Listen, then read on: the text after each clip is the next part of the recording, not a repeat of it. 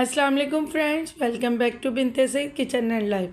Friends, आज फिर एक प्यारी सी सुबह का आगाज़ हो गया है इस दुआ के साथ कि अल्लाह पाक हम सब का दिन खुशियों भरा गुजारे। जो बीमार है अल्लाह पाक उन्हें शिफा दे और जो दूसरों के लिए बुरा सोचते हैं अल्लाह पाक उन्हें हिदायत दे, आमीन। फ्रेंड्स, आज बहुत ही ज़्यादा हैप्पी संडे था और उसके बाद में उठी, मौसम भी बहुत अच्छा था और जल्दी जल्दी सबके लिए नाश्ता मैं बना रही थी। मैंने सोचा कि नाश्ता बना लूँ। नाश्ते में यही होता है छुट्टी वाले दिन कि अगर रात का कोई सालन है तो वो भी और अंडे भी, और जैसे बच्चे जो चीज़ कहें, बिस्किट केक, जो टी केक होता है वो तो होता है। लेकिन आज सब ने कहा था कि मम्मा सालन और सब्ज़ी भी मैंने बनाई थी, चिकन भी, लेकिन सब्ज़ी बहुत अच्छी बच्चों को लगी तो वो नाश्ते में खाएंगे। और अंडे हाफ फ्राई बनाऊंगी और ये सिंपल मैं बनाती हूँ रोटी पराठा।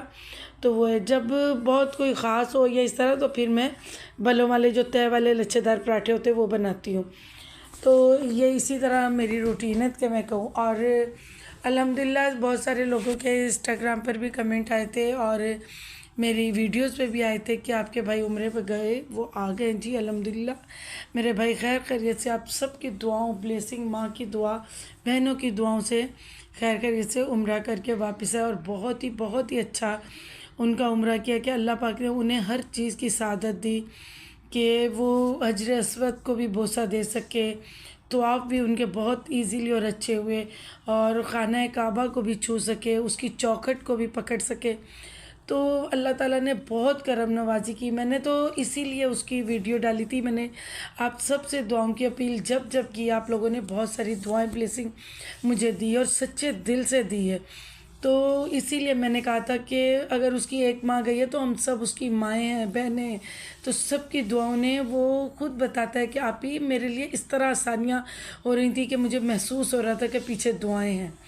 फिर उसके बाद आज, वैसे तो संडे की छुट्टी करती है हाउस होल्ड पर, लेकिन नीचे कोई दावत थी तो उसके लिए वो लोग आए थे तो मेरे पास भी सुबह जल्दी आ गए। मैंने जब नाश्ता शुरू किया था ना, टाइमर लगा दिया था तो कपड़े भी वॉश हो गए। अब मैंने डाल दिए, थोड़ी देर तक ये सूख भी जाएंगे तो फिर ये मुझे लेकर भी जाने। इसी तरह ही होता है कि मैं अगर एक काम कर रही होती हूँ ना तो दूसरा मैं जल्दी जल्दी इस तरह कर लेती हूँ कि मेरे काम करते तक वो वाला काम भी हो जाए। बाकी कमरे एक से कर दिए क्योंकि यहाँ पर ही बच्चे सोए हुए थे तो सबके पिलोज जो है ना वो इधर ही, और ये भी कमरा एक सा हो गया साफ़ सुथरा। और ये दूसरा बेडरूम भी देखे बिल्कुल अच्छा साफ़ सुथरा हो गया।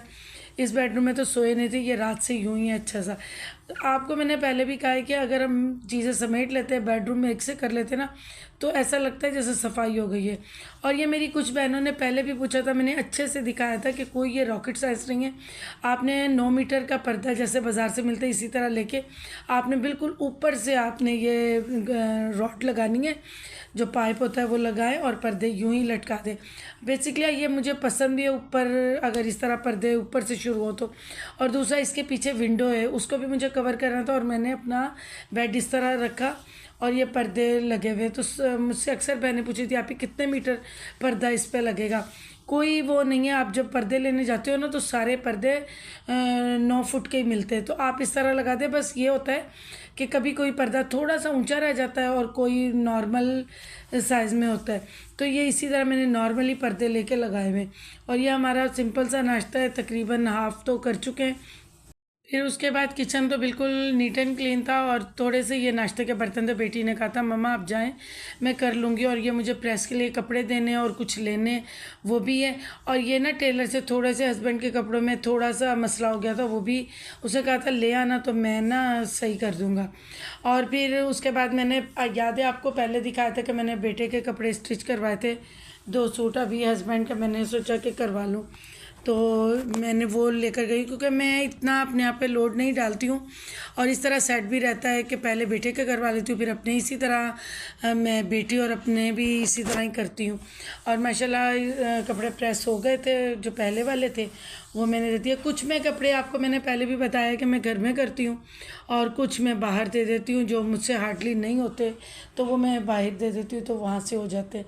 इसी तरह काम की रूटीन है। अभी हम लोगों ने घर जाना है और घर जाके मैं देखती हूँ कि उसके बाद की मेरी क्या रूटीन होती है। क्योंकि नाश्ता जब छुट्टी वाला दिन होता है तो अमूमन सब घरों में थोड़ा सा लेट ही नाश्ता होता है। तो वो करने के बाद फिर जो मेरे बाहर के काम थे, और मुझे तसल्ली भी थी कि घर में हस्बैंड भी है, बेटी भी है, और फिर मैं और बेटा जो बाहर के कुछ काम थे वो करने निकल गए। और अक्सर मेरी बहनों ने पूछा है कि आप ही आपका बेटा ड्राइव नहीं करता। जी बिल्कुल वो करता है, लेकिन बहुत ज़्यादा नहीं करने देते हैं। बहुत अच्छी ड्राइव वो करता है, लेकिन अभी आपको मैंने कहा था इसका कार्ड नहीं बना हुआ और लाइसेंस भी नहीं है, तो मैं ज़रा कम ही देती हूँ। एक बार कॉलेज से आ रहा था तो इसका अंडर एज था, इसका उन्होंने लाइसेंस मांगा, नहीं मिला तो फिर उन्होंने इसका चालान कर दिया था। तो अभी मैं थोड़ी सी एहतियात करती हूँ, लेकिन फिर भी जब मैं थक जाती हूँ तो वो ड्राइव करता है। और माशाल्लाह माशाल्लाह आप सबकी दुआओं और ब्लेसिंग से वो मुझसे अच्छी ड्राइव करता है। तो बस ये देखिए, अब हम वापस आ गए हैं घर। अब देखती हूँ कि मैं क्या बनाती हूँ। अब ये चिकन है, अब देखती हूँ इसका मैं पुलाव बनाती हूँ या मैं कोई इसकी कढ़ाई वगैरह बनाती हूँ, देखते हैं क्या मैं करती हूँ। और वही होता है कि जब बच्चे होते हैं फिर उनसे पूछ के कर लेती हूँ। और साथ एक सब्ज़ी भी ज़रूर बनाऊँगी, क्योंकि बैंगन भी पड़े हुए हैं और पालक भी पड़ी हुई है। और ये देखिए माशाल्लाह माशाल्लाह मेरी बेटी ने ये बर्तन क्लीन किए और अच्छे से, मतलब किचन को भी क्लीन है। ज़ाहिर है जब बच्चियाँ देखती हैं ना कि माँ कि जिस तरह काम करती है उसी तरह बच्चियाँ करती है। ये नहीं कि मेरी, सब लोगों के साथ यही है। जैसे हम लोगों ने अम्मी को देख देख के कुकिंग सीखी, हमें सिलाई इतनी अच्छी अम्मी को देख कर आई है कि सिलाई इस तरह करते। माशाल्लाह हमारी सिलाई आप देखें। ये मैंने गरम गरम चूल्हा साफ़ किया था ना जाने से पहले, तो ये थोड़ा सा यहाँ पर ऑयल रह गया, तो कोई नहीं, ये मैं अभी कर लेती हूँ।